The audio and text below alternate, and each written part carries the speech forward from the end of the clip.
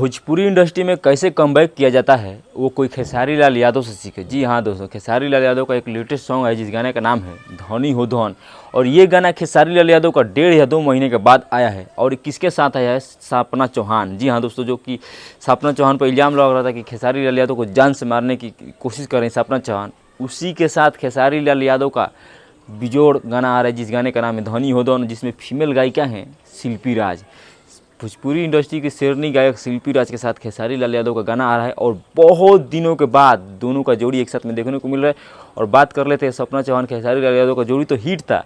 कुछ लोगों ने इन दोनों के कान में क्या बात बोल दिया, ऐसा कि दोनों विवाद फैल गया, तो विवाद नहीं होना चाहिए। खेसारी लाल यादव का बहुत दिनों के बाद 1.5 या 2 महीने के बाद गाना आ रहा है जिस गाने का नाम है धनी हो धन, जो कि खेसारी म्यूजिक वर्ल्ड से आ रहा है। आप लोग अपना प्यार दुलार आशीर्वाद जरूर बनाइए, क्योंकि खेसारी लाल यादव बहुत डिप्रेशन में थे और ये गाना लाकर खेसारी लाल यादव अपने फैंस के दिल पर राज करने के लिए तैयार हो गए हैं। और फैंस देखते हैं खेसारी लाल यादव को कितना सपोर्ट करते हैं। खेसारी म्यूजिक से ये गाना आ रहा है धनी हो धन, जिसको गाने को लिखे हैं कृष्णा बेदर्दी और इसके म्यूजिक डायरेक्टर हैं रोशन सिंह।